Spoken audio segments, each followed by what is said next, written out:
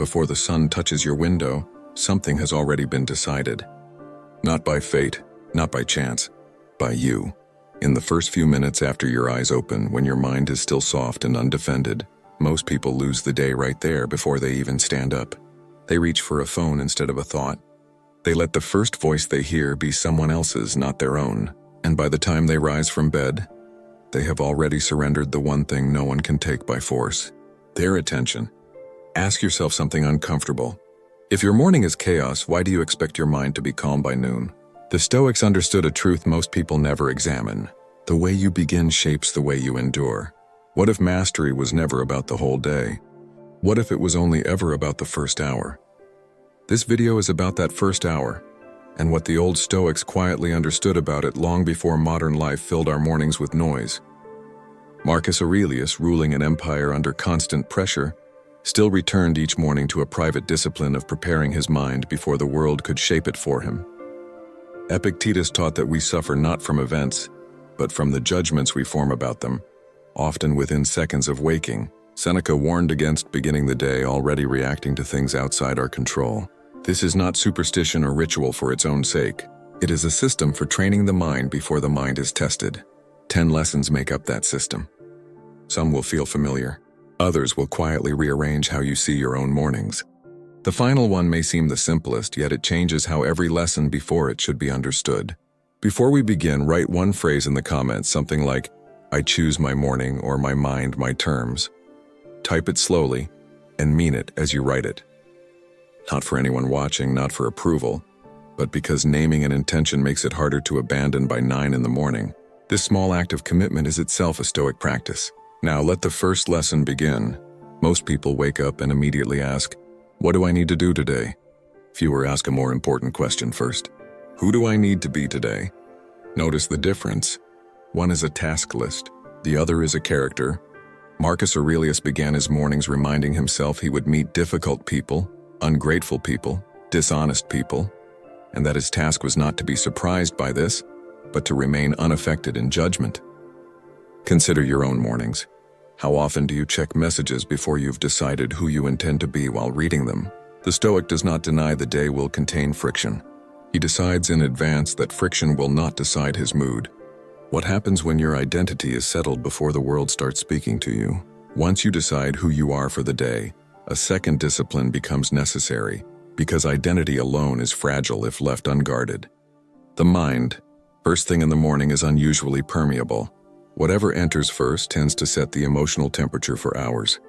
This is why checking a phone immediately upon waking is more dangerous than it appears. You are not simply reading messages. You are outsourcing your first thought to whoever happens to be sending them. Epictetus separated the world into what is within our control and what is not. Notifications, opinions, headlines, other people's moods, these belong to the second category, yet we let them enter first before we have chosen anything for ourselves. What if the real discipline is not new information each morning, but delayed information? A short window where nothing outside you gets to speak first. What might that silence protect? Here, the difference between ordinary reaction and Stoic response becomes visible. An ordinary person wakes, checks their phone, and lets the first unexpected message set their emotional tone for the morning. A disciplined mind wakes and, before consuming anything external, spends a few minutes in deliberate stillness, reviewing intentions rather than absorbing information. This is not about ignoring responsibilities. It is about sequencing. Seneca wrote of examining the mind before the day's demands could examine it for you. The practical application is simple. Delay input, extend output. Decide your first 10 minutes belong to reflection, not consumption. This single ordering change alters how resilient your emotional state remains once the real interruptions begin. But sequencing alone is not enough if what waits underneath your calm has never been questioned. What are you actually protecting when you protect your morning silence? Beneath the noise of tasks and notifications lies something most people never examine before starting their day: the quiet fear of not being enough. Many mornings are rushed not from necessity, but from an unspoken need to immediately prove value, to answer, to perform, to be seen as capable before the mind has even settled. The Stoics called this an unexamined judgment, mistaking urgency for importance. Consider how often your first action each morning is driven by anxiety rather than purpose. a message you feel obligated to answer instantly, a task you rush toward simply to quiet discomfort. True discipline begins by asking whether an action stems from virtue or from fear disguised as productivity. The practical shift is small but demanding. Pause before reacting and ask what this moment actually requires of your character, not your anxiety. What changes when your mornings are led by judgment instead of urgency? This is where most people make a quiet mistake. Assuming stillness alone creates strength. But the Stoics went further, deliberately imagining difficulty before it arrived. This practice, sometimes called negative visualization, involves briefly considering what could go wrong in the day ahead, not to create fear, but to remove its surprise. Marcus Aurelius rehearsed encountering rude, dishonest, or difficult people each morning, so that when they appeared, his peace had already been decided in advance. Most people avoid this exercise, believing optimism alone builds resilience, yet unprepared optimism collapses quickly under real friction. Try this tomorrow. Spend 1 minute imagining a likely difficulty and decide now how you will meet it calmly. This is not pessimism. It is armor built in silence. But preparing for external difficulty raises a deeper question. What happens when the difficulty comes from within you instead? Consider the mornings ruined not by other people, but by your own mind before anyone else is even involved. A single anxious thought, replayed until it becomes the emotional theme of the entire day. This is where Stoicism becomes deeply practical rather than poetic. Epictetus taught that it is not events that disturb us, but our judgments about them. And nowhere is this more visible than in the first private minutes of waking, when the mind often rehearses fear disguised as planning. Ask yourself honestly, how much of your morning anxiety is about something real, and how much is your own interpretation repeating itself unchallenged? A useful mental exercise is simple. When a troubling thought arises, ask, is this a fact or a story I am telling myself? This single question interrupts spirals before they form. Naming a thought weakens its grip. What might your mornings feel like if fewer of your thoughts went unquestioned? Now consider a harder question, one most people avoid entirely. Who are you when no one is watching? Especially in that first private hour before the world observes anything you do. Many people perform discipline publicly, yet collapse into distraction privately, scrolling, delaying, avoiding the very stillness they claim to value. The Stoics placed enormous weight on private consistency, believing character is revealed not in visible moments, but in unseen ones.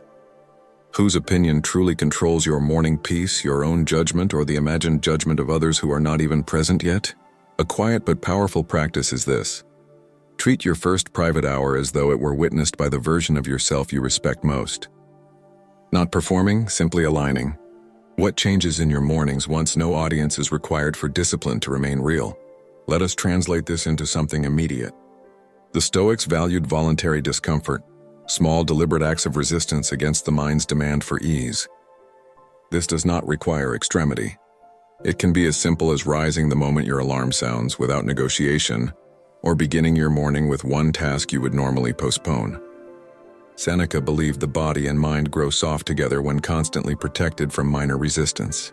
Each small act of discipline in the morning becomes evidence to yourself that your intentions are not merely words. Try this tomorrow. Choose one small, uncomfortable action and complete it before comfort is allowed. This single act quietly reinforces self-trust, but discipline without deeper awareness eventually becomes mechanical. What is the discipline ultimately in service of? And are you approaching that deeper purpose or simply repeating routine without direction? As the lessons gather, a pattern begins to form. One most people never consciously notice until it's named. Each morning is not simply a block of time. It is a rehearsal for how you will meet the rest of your life. Wasted mornings rarely feel dramatic in the moment, yet they accumulate quietly into wasted years of attention, presence, and potential.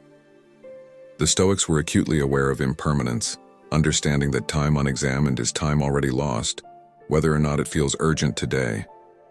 Consider how many mornings have already passed unclaimed, absorbed by noise rather than intention. This is not meant to create fear but clarity. What you protect each morning becomes what you eventually become. The final principle waiting ahead is deceptively simple, yet it reframes everything discussed so far into a single quiet truth about mastering the mind. The final principle is this. You do not need a perfect morning, only an intentional one. Most people wait for ideal conditions, silence, time, motivation. Before beginning any of these practices, the Stoic understanding is the opposite. Discipline is built inside imperfect mornings, not around them. Marcus Aurelius did not wait for calm circumstances to reflect, prepare, or choose his character. He practiced regardless of chaos because virtue was never meant to depend on comfort. Your mornings will rarely be ideal. There will be noise, urgency, and interruption. The real mastery is choosing your response inside that imperfection, not postponing discipline until conditions improve. This single shift from waiting for the right morning to claiming any morning quietly connects everything discussed so far into one grounded, repeatable practice.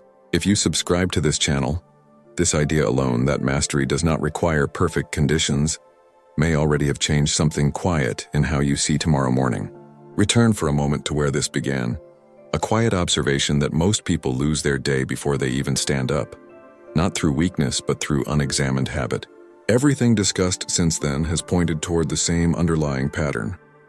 The morning is not simply the start of a day.